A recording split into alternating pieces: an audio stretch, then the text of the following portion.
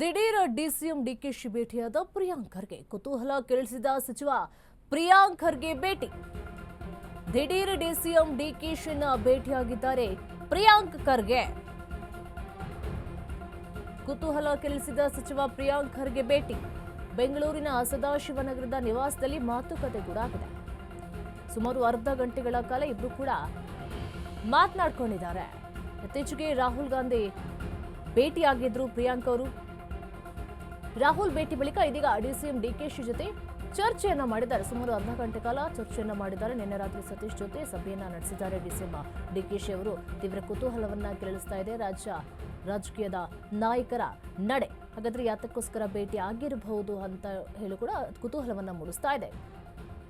ದಿಢೀರ್ ಅಂತ ಹೇಳಿ ಡಿಸಿಎಂ ಡಿಕೆಶಿ ಅವರನ್ನ ಭೇಟಿಯಾಗಿದ್ದಾರೆ ಪ್ರಿಯಾಂಕ್ ಖರ್ಗೆ ಅವರು. ಬೆಂಗಳೂರಿನ ಸದಾಶಿವನಗರದ ನಿವಾಸದಲ್ಲಿ ಮಾತುಕತೆ ಕೂಡ ಆಗಿದೆ. ಅರ್ಧ ಗಂಟೆಗಳ ಕಾಲ ಇಬ್ರು ಕೂಡ ಮಾತನಾಡಿಕೊಂಡಿದ್ದಾರೆ. ಒಂದು ಕಡೆ ಕದನ ವಿರಾಮ ಅಂತ ಹೇಳುವಾಗಲೇ ಹೊಸ ಹೊಸ ವರಸೆಗಳನ್ನ ತೋರಿಸ್ತಾ ಇದ್ದಾರೆ. ಈಗ ತಣ್ಣಗಾಗಿರ್ಬೇಕಾದ್ರೆ ಏನಾದರೂ ಒಂದು ಕಿಡಿ ಹಾಕಿ ಅಂತೂ ನಮಗೆ ಪಟ್ಟ ಸಿಗಲೇಬೇಕು, ಪಟ್ಟವನ್ನ ಪಡೆದುಕೊಳ್ಬೇಕು, ಸಿಎಂ ಸ್ಥಾನವನ್ನು ಪಡೆದುಕೊಳ್ಬೇಕು ಎನ್ನುವಂತಹ ನಿಟ್ಟಿನಲ್ಲಿ ಈ ರೀತಿಯಾಗಿ ಏನಾದರೂ ಹೊಸದಾದಂತಹ ವರಸೆಯನ್ನು ಶುರು ಮಾಡ್ಕೊಳ್ತಾ ಇದ್ದಾರೆ. ಒಂದು ಕಡೆ ನೋಡಿದ್ರೆ ಸತೀಶ್ ಜಾರಕಿಹೊಳಿಯನ್ನು ಕೂಡ ಮೀಟ್ ಮಾಡಿ ಒಂದು 40 ನಿಮಿಷಗಳ ಕಾಲ ಮಾತನಾಡಿದ್ದಾರೆ. ಒಂದು ಕಡೆ ನೋಡಿದ್ರೆ ಈಗ ಪ್ರಿಯಾಂಕ್ ಖರ್ಗೆ ಅವರನ್ನು ಕೂಡ ಮೀಟ್ ಮಾಡಿ ಮಾತನಾಡಿದ್ದಾರೆ. ಒಂದು ಕಡೆ ಸಿದ್ದರಾಮಯ್ಯನವರ ಕಡೆ ಕೂಡ ಬಣ ಇದೆ. ಒಂದು ಕಡೆ BK ಹರಿಪ್ರಸಾದ್ ಕೂಡ ಅವರ ಒಟ್ಟಿಗೆ ನಿಂತುಕೊಂಡಿದ್ದಾರೆ. ಇಲ್ಲ ಅವರಿಗೆ ಪಟ್ಟ ಮುಂದುವರಿಲೇಬೇಕು ಅಂತೇಳಿ ತೀವ್ರ ಕುತೂಹಲವನ್ನ ಕೆರಳಿಸ್ತಾ ಇದೆ ರಾಜ್ಯ ರಾಜಕೀಯದ ನಡೆ ಅಂತಾನೆ ಹೇಳ್ಬೋದು. ರಾಹುಲ್ನ ಭೇಟಿ ಬಳಿಕ ಇದೀಗ ಡಿಸಿಎಂ ಡಿಕೆಶಿ ಅವರನ್ನ ಭೇಟಿಯಾಗಿದ್ದಾರೆ.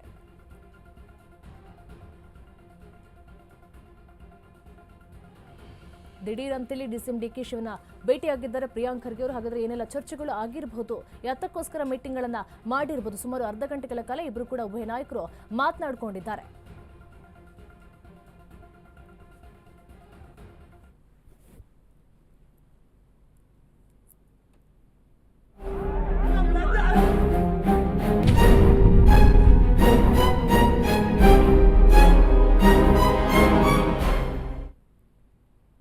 ಕೈಕೊಟ್ಟ ಇಂಡಿಗೋ ವಿಮಾನ ಪ್ರಯಾಣಿಕರು ಒದ್ದಾಟವನ್ನು ಮಾಡ್ತಾ ಇದ್ದಾರೆ. ಏರ್ಪೋರ್ಟ್ನಲ್ಲಿ ಎಲ್ಲಿ ನೋಡಿದ್ರೂ ಜನವೂ ಜನ. ಸತತ 4ನೇ ದಿನ ಇಂಡಿಗೋ ಫ್ಲೈಟ್ ಹಾರಾಟ ವ್ಯತ್ಯಯವಾಗಿದೆ. ಕೈಕೊಟ್ಟಿದೆ ಇಂಡಿಗೋ ವಿಮಾನ. ಏರ್ಪೋರ್ಟ್ನಲ್ಲಿ ಎಲ್ಲಿ ನೋಡಿದ್ರೂ ಜನವೋ ಜನ. ಸತತ 4ನೇ ದಿನ ಇಂಡಿಗೋ ಫ್ಲೈಟ್ ಹಾರಾಟ ವ್ಯತ್ಯಯವಾಗಿ ಹೋಗಿದೆ. ಏರ್ಪೋರ್ಟ್ನಲ್ಲಿಯೇ ನಿಂತಲ್ಲೇ ನಿಂತಿದೆ ವಿಮಾನಗಳು, ಆದರೆ ಹಾರಾಟ ಮಾತ್ರ ಕಾಣಿಸ್ತಾ ಇಲ್ಲ. ಬೆಂಗಳೂರಿನಿಂದ ಹೊರಬೇಕಾಗಿದ್ದಂಥ ಫ್ಲೈಟ್ ಹಾರಾಟ ಸ್ಥಗಿತಗೊಂಡಿದೆ. ಇಂಡಿಗೋ ಸಂಸ್ಥೆ ಸಿಬ್ಬಂದಿ ವಿರುದ್ಧ ಪ್ರಯಾಣಿಕರು ಕಿಡಿಕಾರ್ತಾ ಇದ್ದಾರೆ. ಒಟ್ಟು 4 ದಿನ ಆಯಿತು. 4ನೇ ದಿನವೂ ಕೂಡ ಇಂಡಿಗೋ ಫ್ಲೈಟ್ ಹಾರಾಟ ಮಾತ್ರ ಕಾಣ್ತಾ ಇಲ್ಲ, ವ್ಯತ್ಯಯ ಆಗ್ತಾ ಇದೆ. ಸಿಬ್ಬಂದಿಗಳ ಸಮಸ್ಯೆ ಅಂತ ಹೇಳ್ತಾ ಇದ್ದಾರೆ. ಒಂದು ಕಡೆ ಏರ್ಪೋರ್ಟ್ನಲ್ಲಿ ಎಲ್ಲಿ ನೋಡಿದ್ರು ಕೂಡ ಜನವೂ ಜನ, ಒಂಥರ ಬಸ್ ಸ್ಟ್ಯಾಂಡ್ ರೀತಿಯಾಗಿ ಹೋಗಿದೆ. 4ನೇ ದಿನ ಆದರೂ ಕೂಡ ಇಂಡಿಗೋ ಫ್ಲೈಟ್ ಹಾರಾಟ ಮಾತ್ರ ಕಾಣಿಸ್ತಾ ಇಲ್ಲ. ಆಯ್ತಾ ಬೆಂಗಳೂರಿನಿಂದ ಬೇರೆ ಬೇರೆ ದೇಶದ ರಾಜ್ಯಗಳಿಗೆ ಹೋಗುವಂಥ ಜನರು ಕೂಡ ಪರದಾಟ ಪಡ್ತಾ ಇದ್ದಾರೆ. ಎಮರ್ಜೆನ್ಸಿ ಅಂತ ಹೇಳಿದ್ರು ಕೂಡ ಯಾವ ಸೌಲಭ್ಯಗಳನ್ನು ಕೂಡ ಕೊಡ್ತಾ ಇಲ್ಲ. ಅಕಸ್ಮಾತ್ ಅಲ್ಲಿ ಏನಾದರೂ ಕುಡಿಯೋಕೆ ನೀರು ಬೇಕು ಅಂತ ಹೇಳಿದ್ರು ಕೂಡ ಒಂದು ಬಾಟಲ್ ನೀರಿಗೆ 70 ರಿಂದ 80 ರೂಪಾಯಿ ಕೊಟ್ಟು ತೆಗೆದುಕೊಳ್ಬೇಕು. ಒಂದು ಬ್ರೇಕ್ಫಾಸ್ಟ್ ಬೇಕು ಅಂತ ಹೇಳಿದ್ರು 250 ರಿಂದ 300 ರೂಪಾಯಿ ಕೊಟ್ಟು ಬ್ರೇಕ್ಫಾಸ್ಟ್ ಅನ್ನ ಮಾಡಬೇಕಾಗುತ್ತೆ. ಪ್ರಯಾಣಿಕರು ಪರದಾಟವನ್ನ ಪಡ್ತಾ ಇದ್ದಾರೆ. ಇಂಡಿಗೋ ವಿಮಾನದ ಸಿಬ್ಬಂದಿಗಳ ವಿರುದ್ಧ ಪ್ರಯಾಣಿಕರು ಆಕ್ರೋಶವನ್ನ ವ್ಯಕ್ತಪಡಿಸ್ತಾ ಇದ್ದಾರೆ. ಏರ್ಪೋರ್ಟ್ನಲ್ಲಿ ಎಲ್ಲಿ ನೋಡಿದ್ರು ಕೂಡ ಜನವೂ ಜನ. ಒಂದು ರೀತಿಯಾಗಿ ಬಸ್ ಸ್ಟ್ಯಾಂಡ್ ರೀತಿಯಾಗಿ ಆಗಿ ಹೋಗಿದೆ. ಪಾಪ ಬೇರೆ ಕಡೆಯಿಂದ ಬೆಂಗಳೂರಿಗೆ ಬರೋರು ಕೂಡ ಇರ್ತಾರೆ. ಅವರಿಗೂ ಸಹ ಇಂಡಿಗೋ ವಿಮಾನದ ಸದ್ದೇ ಇಲ್ಲ. ಈ ಕಡೆ ಬೆಂಗಳೂರಿನಿಂದ ಬೇರೆ ಬೇರೆ ಭಾಗಕ್ಕೆ ಹೋಗೋರಿಗೂ ಕೂಡ ಯಾವುದೇ ವಿಮಾನಗಳ ಹಾರಾಟ ಇಲ್ಲ, ಸ್ಥಗಿತಗೊಂಡಿದೆ. ಹಾಗಾದರೆ ನಿಖರವಾದಂತಹ ಕಾರಣ ಏನು? ಅದು 4 ದಿನಗಳಿಂದಲೂ ಕೂಡ ವಿಮಾನ ಹಾರಾಟವನ್ನು ಸ್ಥಗಿತಗೊಳಿಸಲಾಗಿದೆ. ಹಾಗಾದರೆ ಯಾವ ಕಾರಣಕ್ಕೋಸ್ಕರ ವಿಮಾನ ಹಾರಾಟವನ್ನು ಸ್ಥಗಿತಗೊಳಿಸಲಾಗಿದೆ?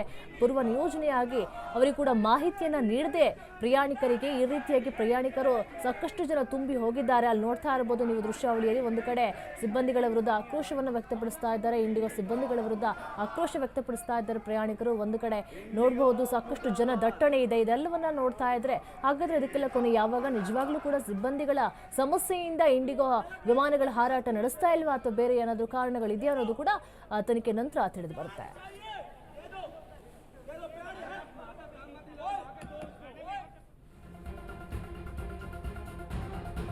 ಬಸ್ ಸ್ಟ್ಯಾಂಡ್ ರೀತಿಯಾದ ವಿಮಾನ ನಿಲ್ದಾಣಗಳು.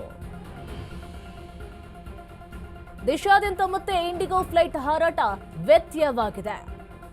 ಬೆಂಗಳೂರು ಸೇರಿ ಬಹುತೇಕ ಏರ್ಪೋರ್ಟ್ನಲ್ಲಿ ಅವ್ಯವಸ್ಥೆ ಕಂಡು ಬರ್ತಾ ಇದೆ.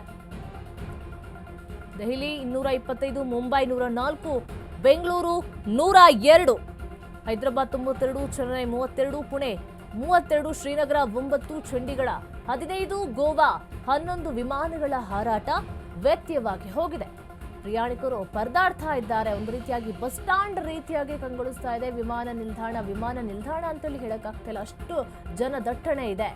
ಬೆಂಗಳೂರು ಸೇರಿ ಬಹುತೇಕ ಏರ್ಪೋರ್ಟ್ನಲ್ಲೂ ಕೂಡ ಇದೇ ಅವ್ಯವಸ್ಥೆ ಕಾಣಬಹುದು.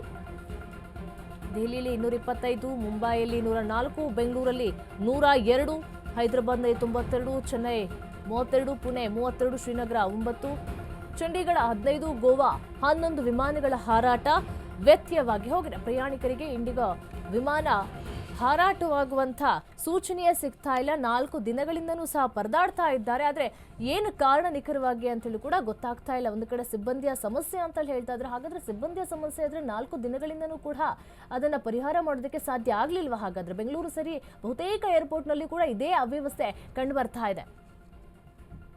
ಕೈಕೊಟ್ಟಿದೆ ಇಂಡಿಗೋ ವಿಮಾನ.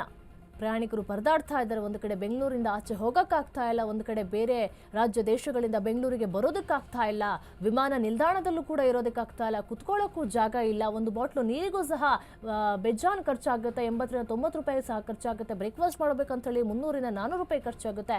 ವಿಮಾನ ನಿಲ್ದಾಣದಲ್ಲಂತೂ ಸಿಕ್ಕಾಪಟ್ಟೆ ಕಾಸ್ಟ್ಲಿ ಇರುತ್ತೆ. ಇಂತಹ ಸಮಯದಲ್ಲೂ ಕೂಡ ಎಮರ್ಜೆನ್ಸಿ ಅಂತ ಹೇಳಿದ್ರು ಕೂಡ ಏನೇ ಸವಲತ್ತುಗಳು ಇಲ್ಲ.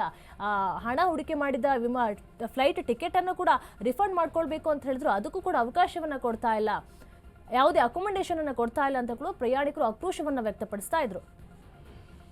ಕೈಕೊಟ್ಟ ಇಂಡಿಗೋ ಹೈದರಾಬಾದ್ 92 ವಿಮಾನಗಳು ಕ್ಯಾನ್ಸಲ್ ಆಗಿ ಹೋಗಿದೆ.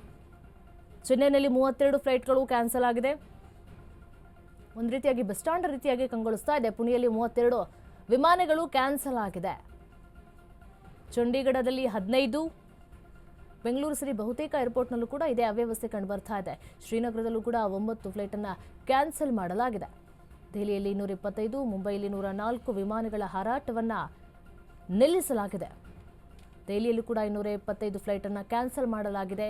ದಿನನಿತ್ಯವೂ ಕೂಡ ನೂರಾರು ಸಾವಿರಾರು ಜನರ ಹೊತ್ತೊಯ್ತಾ ಇದ್ದಂತಹ ವಿಮಾನಗಳು ನಿಂತಲ್ಲೇ ನಿಂತ್ಕೊಂಡಿದೆ. ಹಾಗಾದರೆ ಏನು ಕಾರಣ ಇರಬಹುದು?